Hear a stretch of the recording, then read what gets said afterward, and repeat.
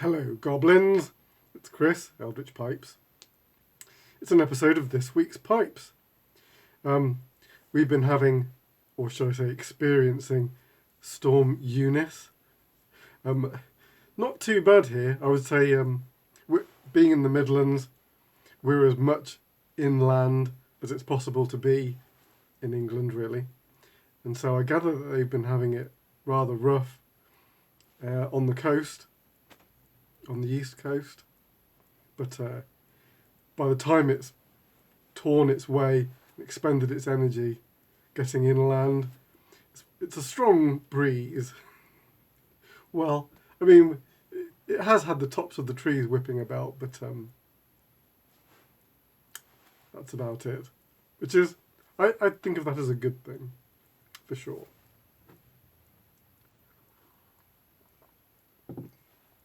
Did want to mention that I am doing an interview with David Dorian Ross. That's the virtual pipe club. That's happening tomorrow at some time in the evening. There's probably a post on that Facebook group page about when it's going to happen. It's late in the evening for me, probably afternoon time for you guys in the States, and various hours of separation at different points of the globe. I wanted to float an idea. I don't know how much trouble I'm going to get myself into, but so every week I leave some time. I have a commission and I have time to do my own pipes. You may have noticed that maybe in the previous months, I'd been more wrapped up in doing commissions. That does tend to happen as it gets sort of closer to Christmas. I tend to have to pack in the commissions more and more tightly, so it doesn't really leave much room for making my own pipes. And then January hits, and then you get a bit more breathing room. And so I've been making more of my own. And I was thinking maybe one way to spice things up is that in this video I could do a poll and get you guys to see which shape you think I should make next, and then I'll make it for next week. I don't know if I should restrict it, or if I should offer a restricted number of options and then have a vote, or if I should just leave the comments open for you to decide, as a group, which way it's going to go. I think this week I'll just let that idea float and see what happens. And then if it has trouble getting traction, then maybe next week I'll do the voting system. And we'll see what happens. Don't ask for blowfish or bulldogs. That's my restrictions on those. All right, this week's pipes. What have I been up to? There's a commission here of one of my. It's a pipe I've made. How can I say? It's not very often, but I do make it with a certain regularity. Maybe I'll show you that pipe first, and then I've got two available. These aren't in bags this week because I literally just finished these all up today. So the first one is the commission, and this is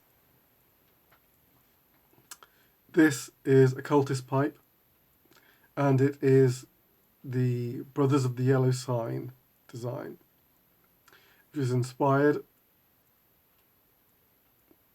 It's Hastur, the King in Yellow, so you can see that the pipe has a crown, a gold crown.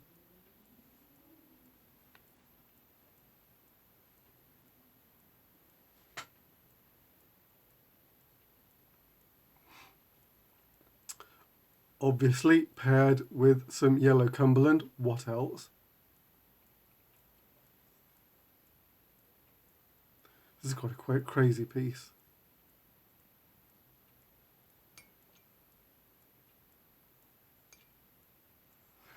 And obviously some quite heavy shaping.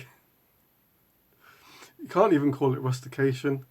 I would just call it a carved surface. It's just designed. The idea is that lots of pictures of the king in yellow is just a shape in flowing robes, so that the figure is very indistinct and the face is hidden.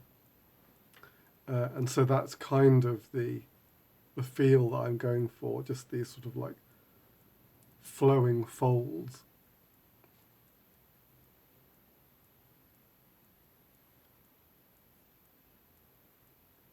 So there you go. Brothers of the Yellow Sign. That's the first chat. This next one is one of my more usual shapes, but it is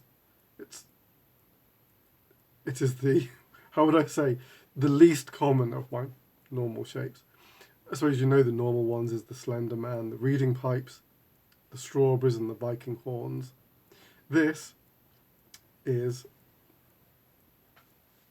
a sleek Dublin, is what I call it.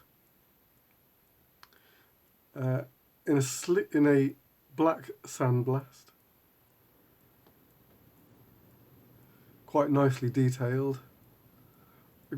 It's all nearly cross-hatched because the ring grain and the straight grain are kind of relieved at the same sort of definition. So you're getting lots of ring grain, lots of straight grain, and it gets this kind of webbing effect, which is very nice. The stem is pure olive. It's the olive that I use in my olive Cumberland, but I just cast this as a single colour piece. Just was interested to see what it was like. In my mind, it was good, and I'm pretty pleased with it. It did leave me wondering what colour to stain the briar. I asked some of the guys, and there was ideas of tan and chocolate, and I could sort of see some of those, but Aidan said black, and I thought, yeah, I think that's the way to go. Black on this piece. Again, you can see like the ring grain, straight grain. I have been playing with the blast media that I use, and you do get different results with different size of blast media. One day I'll talk about blast media, but not today maybe. And again, ring grain up the side and lots of straight grain. I did have my fingers crossed that this was going to be a smooth, but it didn't really make it.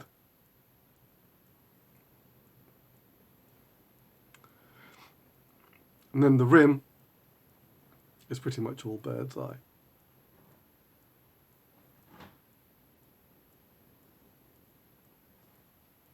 I thought that the olive really makes for a kind of like a unique look. Don't drop it. Don't drop it. So yeah, this fellow is available. And then I had time for an unusual one. I've been working on this one since last week. I nearly showed a preview of it, but it wasn't really ready even for a preview. So I've been working on this for a little while. It's I haven't made anything quite like it. I should probably just show it to you. I've called it the Kodath Relic because I struggled to name it, and Kodath is kind of like a part of the Dreamlands, and so it's it has this not quite real aspect to it. You struggle to remember it on waking, and that's kind of how I felt trying to name this. I was struggling. This is the Kodath Relic. It's 8 inches long, and it only weighs 49 grams for all of that. I tried to go for as slender a stem as I dared without it being Slender Man thin. It has this kind of like star flare on the shank.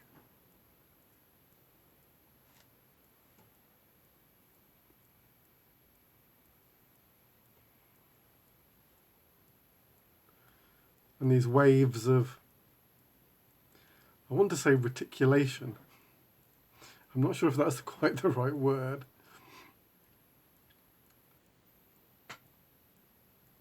And then plateau on a quite wild rim.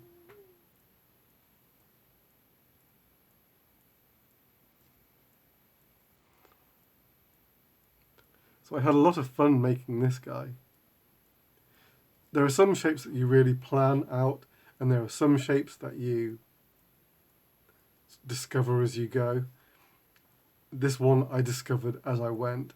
I kind of had the outline mostly clear in my mind, but exactly how I was going to render it in terms of rustication was not clear to me until quite near to the end. So there you go. And I finished this one. I don't know if you can tell. It's a mahogany stain on this one. So it is a deep reddish brown. This is easier to catch in daylight rather than the lamplight that I have. But there you go. This is the other chap that is available. So, if you're interested in either this guy or this guy, olive was a theme this week. You can email me or contact me via the usual social media methods, Instagram or Facebook. No worries. It's easy. Just ping me a note. All right, that's it for this week. I'll be back next week for this week's pipes next week. Till then, take it very easy. The loyal pipe maker.